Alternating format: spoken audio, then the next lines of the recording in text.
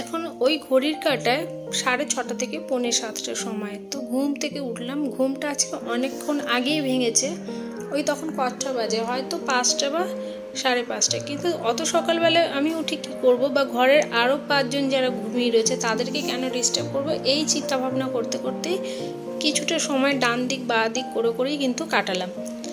আর এখন আমি ঘুম থেকে উঠেছি, ওঠার পরেই আমি জানো তো ঘুম থেকে ওঠার পরেই আমার কিন্তু এই যে মুখ চোখ ভালো করে ধোয়া, ব্রাশ করা, আর আমি ব্রাশ না করে এক ঢোক জল পর্যন্ত খেতে পারি না। তো এদিকে চলো এখন আমি ব্রাশ করব, আর করতে করতে কিন্তু ঘরের এই মেন দরজাটা খুলবো।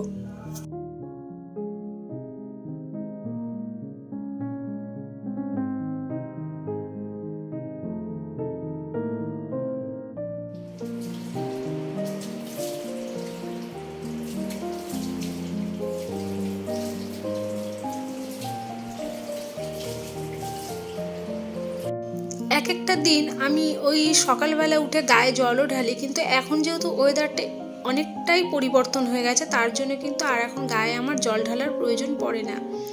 আর রাত্রেবেলা যেহেতু একটু কম বেশি যাই হোক এসি চালিয়ে তো শুই, হয়তো সেটা অনেকক্ষণ আগে বন্ধ করে দিই বেশি ঠান্ডা লাগলে, বা যেদিন বেশি একটু গরম লাগে সেদিন একটু দেরি করে বন্ধ করি এসিটা, কিন্তু ওই জন্য বেশ গা হাত পাগুলো বেশ ঠান্ডা হয়ে থাকে। আর এইদিকে কিন্তু আকাশের দৃশ্যটা দেখো, যে মা আসছে কদিন পর, তাতে কিন্তু এই আকাশে বাতাসেই কিন্তু জানান দিচ্ছে যে হ্যাঁ পুজো কিন্তু একদম আমাদের কাছাকাছি চলে এসছে। আর ঘুম থেকে ওঠার পরে আমি এই যে ব্যালকনিতে এসে খানিকক্ষণ দাঁড়ানোর চেষ্টা করি, ভালো লাগে, বেশ সময়টা এখানে সুন্দরভাবে কিন্তু কাটে।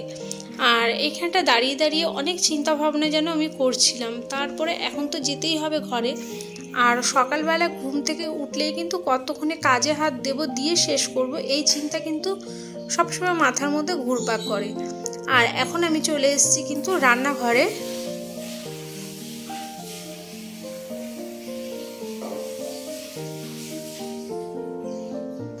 আগের দিন একটু বাদাম ভিজিয়ে রেখেছিলাম, ওই আলমন্ড বাদাম।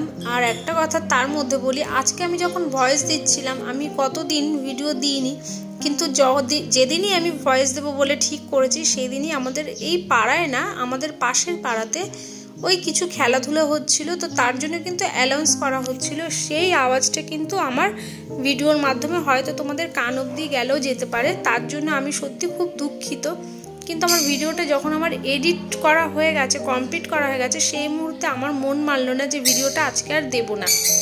তো যাই হোক, তোমরা একটু মানিয়ে গুছিয়ে নিও। আর এইখানটা আমি কিন্তু আলমন্ড বাদাম খেতে খেতে, আর আমাদের ঘরের যে দুটো চুনু মুনু এসছে তাদের গলার আওয়াজ শুনতে শুনতেই কিন্তু খাওয়াটা কমপ্লিট করলাম। হ্যাঁ, সেই ফাঁকে আমি ওদেরকে একটু ব্যালকনিতে রেখে এসেছি, ওরা আমাকে দেখে ভীষণ চিৎকার করছিল যাতে আমি ওদেরকে ব্যালকনিতে রেখে আসি। আর এই ফাঁকে কিন্তু আমার কর্তামশাই উঠে গেছে ঘুম থেকে, এখন আবার তাকে চা দিতে হবে আর আমিও চা খাবো। হ্যাঁ, তার ফাঁকে কিন্তু আমি একটু ফ্রি হ্যান্ড কিছু ব্যায়াম করি সকালবেলা, যেগুলো হয়তো তোমাদের সাথে শেয়ার করা হয় না। আর এটা আমার কিন্তু প্রতিদিন রুটিনের মধ্যে রাখার চেষ্টা আমি করে থাকি। আর এখন আমি চলো ওই যে চা বানালাম, দুধ ছাড়া চিনি ছাড়া দিয়ে চা খেয়ে এখন সে বিছানাটা ছেড়েছে, আর উনি গেছে একটু বাজারে। আর উনি আজকে সকাল সকালই মানে ওনার নিজের কাজের জায়গায় যেতে হবে, তো তার জন্য বাজার হাট করে দিয়েই কিন্তু আমাদের জন্য যাবে। তো সে গেছে বাজারে, আর আজকে সকালে বললো যে ছাতু খাবে। ছাতু খাওয়ার জন্য কিন্তু অনেকটাই রান্নার চাপ আমার কম আছে, তো তার জন্য এবার আমি চলে এসেছি একেবারে ঘর দুয়ার পরিষ্কার করে নেব। তো এই ঘরটা ফাঁকা পেয়েছি সেহেতু আমি কিন্তু এখন এই ঘরটাকে পরিষ্কার করে নিচ্ছি। আর আমি কিন্তু এইভাবে একদিন পর পর এক একটা ঘর পরিষ্কার করি। আগে আমি সব ঘরই পরিষ্কার করতাম একদিনে, কিন্তু ভিডিও বানানোর জন্য দুটো ঘর একসাথে এইভাবে ক্লিনিং করাটা আমার সম্ভব হয় না। এক এক দিন আমি এক একটা ঘর এখন ডাস্টিং করি, ক্লিনিং করি। হ্যাঁ, যদি আমার হাতে মনে হয় কিছুটা হলেও সময় বেশি রয়েছে, তখন কিন্তু আমি এবার দুটো ঘরেরই ডাস্টিং অল্প অল্প করে থাকি।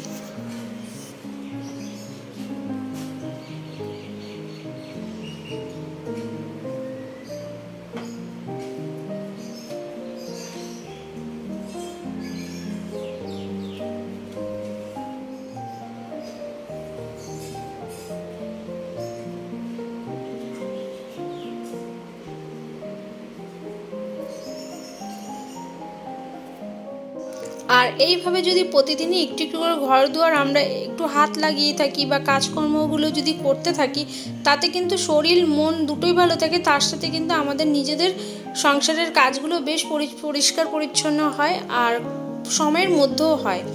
আর আমি চেষ্টা করি এইভাবে কাজগুলো করার। কিন্তু হ্যাঁ, মানুষের কিন্তু রুটিনের ব্যতিক্রম হয়। কিছু সময়ের ক্ষেত্রে শরীর যখন দেয় না সাথ, তখন কিন্তু কাজগুলো এলোমেলো সত্যি ঠিকভাবে হয়, কিন্তু তারপরে আবার নিজেকে একটা রুটিনের মধ্যে রেখে পজিটিভভাবে চলার চেষ্টা আমি সবসময় করি, যেটা আমি ভিডিওর মাধ্যমে তোমাদেরকে সবসময় শেয়ার করারও চেষ্টা করি।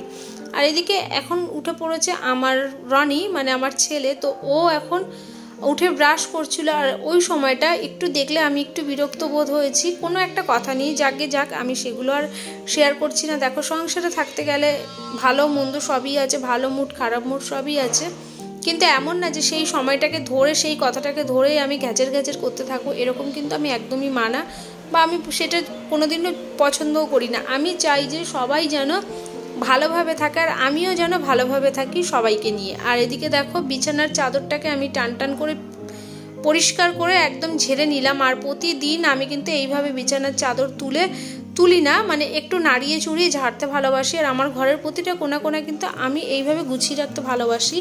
আর এই কাজগুলো কিন্তু প্রতিদিন আমার মর্নিং রুটিনের মধ্যেই পড়ে থাকে। তো যাই হোক, আর এইখানটা কতগুলো জামা প্যান্ট সব ছাড়া ছিল, এগুলোকে আমি এখন কাচবো। তো এইগুলোকে চলো একটু জায়গায় রেখে আসি, মানে কাচার জায়গাটা। এখানটা অনেক জামা কাপড় জড়ো হয়ে গেছে, তো এগুলো আমার কাচা ধোয়া করতে হবে। আর তার মধ্যে এগুলো একটু নেড়ে চেড়ে দেখলাম যে কতটা কি নোংরা হয়েছে। তো ওইগুলো আপাতত এখন রয়েছে, ওয়াশিং মেশিনটা চালাইনি। কিন্তু তার আগে ভাবলাম যে ঘরগুলোকে পরিষ্কার করে আগে ডাস্টিং করে নিই, তারপরে না হলে পরের কাজগুলো পরে করা হবে। আর এই যে টিভি ক্যাবিনেটটার এইখানটা কিন্তু ভীষণ ধুলো পড়ে প্রতিদিনই, মানে হাত না দিলে সেটা দেখার মতো পড়ে যায় ধুলোটা চোখে। অতি অবশ্যই আমি নিজের চোখ দিয়ে কাজগুলো মানে দেখে করি, তো তাতেই বুঝতে পারছি। এই যে এখানটা তোমরা হালকা হলেও বুঝতে পারবে, এইরকমই ধুলোগুলো পড়ে, যেগুলো আমার চোখে দিয়ে দেখতে কিন্তু খুবই খারাপ লাগে। হয়তো তোমরা ভিডিওতে বুঝতে পারো না, যে তোমরা হয়তো ভাবো যে প্রতিদিনই তুমি এই কাজগুলো কি করে করো, কিন্তু এই যে এই জায়গাটায় থেকে চোখে দেখে কিন্তু কাজগুলো করতে আমি বাধ্য হই। আর তো চলো, এই যে ডাস্টিংটা করছি এই জায়গাটা এরকমই। কিন্তু হ্যাঁ, এই যে পোর্শনটা দেখছো দুটো র্যাক, এগুলো কিন্তু আমার সবসময় হাত দেওয়া হয় না, সম্ভবও হয় না ঘরের কাজ করে এইগুলো প্রতিদিন এইভাবে ডিপ ক্লিনিং করার। আর ডিপ ক্লিনিংয়ের খুব একটা প্রয়োজন পড়ে না যদি এইভাবে আমরা কাজগুলোকে করি। তো যাই হোক, এখন আমি চলে এসেছি ওই ঘরটা পুরো কমপ্লিট করে এই ঘরের বিছানাটাকে তুলে নিলাম। এর আগেই বললাম যে আমার রনি ঘুম থেকে উঠে গেছে, তো এই ঘরটাকেও একটু একটু করে ডাস্টিং করে নিলাম যাতে দেখতে ভালো লাগে। আর আমি জানো তো, যখনই ডাস্টিং করি আশেপাশের জায়গাগুলো, এই যে দেখছো ওয়াল টোয়ালগুলোকেও একটা যা আমার হাতে থাকে আমি সেটা দিয়েই পরিষ্কার করার ব্যবস্থা করি। আমার পরিষ্কার পরিচ্ছন্নের জন্য খুব খরচা বা খুব কিন্তু সময় লাগে না। এবার আমি চলে এসেছি একবারে দুপুরের রান্নার জন্য কিচেনে। আর আমরা তো ছাতু খেয়েছি, সেটা তোমাদের সাথে নাই শেয়ার করলাম আজকে। আর এখন দেখো মাছগুলোকে ধুতে হবে, আর ভাত আমি বসিয়ে দিয়েছি। আর এখন কিন্তু খুব একটা বেলা হয়নি, ওই সকাল 10:30 বা 10টার মধ্যেই রয়েছে সময়টা। আর এক এক করে কাজ করে নিলে খুব তাড়াতাড়ি কিন্তু সময়টাও পাওয়া যায়, আর ভালোভাবে কিন্তু দিনটা কাটে। দিনটা বেশ বড়সড় বলে মনে হয়। তো এদিকে তোমরা ভাবতেই পারছো যে আমি কেন ঝাড় দিলাম না বা ঘর মুছলাম না। আমি একবারে রান্নাটা করে ঘরটা ঝাড় দিয়ে ঘর মুছবো। আর আমি রান্নাঘরটা অতি অবশ্যই মুছে দিই, কিন্তু ঘর ঝাড় দিইনি। রান্না করার পরেই আমার ঘরটা মুছতে বেশি ভালো লাগে, কেন আমার ওই রান্নাঘরে যখন আমি রান্না করি তেলগুলো যখন ফ্লোরে পড়ে না, তখন মনে হয় যেন আমি ওইখানটা পাড়া দিলে বা জল নিতে গেলে ঘরের কেউ, মনে হয় সারা ঘরগুলো তেল কাজটা লাগে। কিন্তু আমি চেষ্টা করি, হ্যাঁ এক একদিন আমি আগেও মুছি। বললাম না, সংসারের কাজ কখন কিভাবে করি আমরা নিজেরাই জানি না। আর এইদিকে চলো সবজি বার করে নিই, কী দিয়ে মাছের ঝোলটা করব। তো পেঁপে উচ্ছে সেদ্ধ দেব, আর ঝিঙে দিয়ে বড়ি দিয়ে মাছের ঝোল করব আজকে আমি।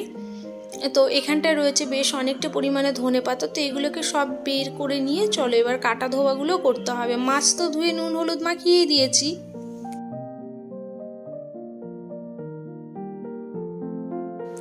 আর ওদিকে ভাত হচ্ছিল। এবার আমি এদিকটা দেখো গ্যাসটা জ্বালিয়ে কড়াইটা চাপিয়ে দিলাম, দিয়ে দেখো তেল দিয়ে চলো মাছ ভাজাগুলো করি আর ওদিকে সবজিগুলো কাটি।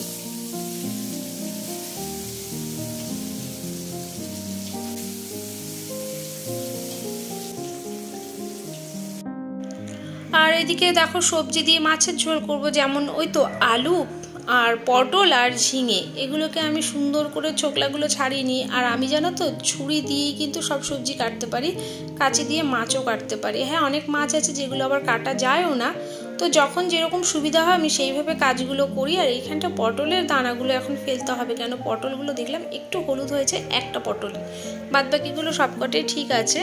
আর এর মধ্যে একটু বড়ি পড়বে মাছের ঝোলটার মধ্যে, তো দেখি মাছটা কতদূর কি ভাজা হয়েছে।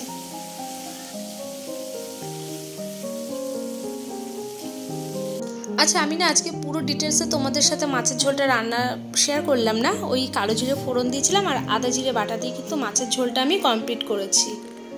কিন্তু ঘড়ির কাঁটায় বাজে ওই 11:30টার মতো। আমার কিন্তু স্নান কমপ্লিট আর ঠাকুর দেওয়াও কমপ্লিট। এরপর আছে ওই দুপুরবেলা একটু রেস্ট করব, আর হচ্ছে যখন আসবে রনির পাপা তখন আমরা সবাই মিলে খাবার দাবারগুলো খাবো। আর আমার ভিডিও আজকে এই পর্যন্তই ছিল।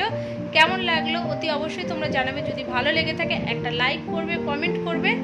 আর ভিডিওটা কেউ যদি আমার ফেসবুক পেজ থেকে দেখে থাকো তাহলে কিন্তু একবার আমাকে একটু ফলো করে দিও। তো চলো সবাই তোমরা ভালো থেকো, সুস্থ থেকো, দেখা হচ্ছে পরের একটা কোনো ভিডিওতে।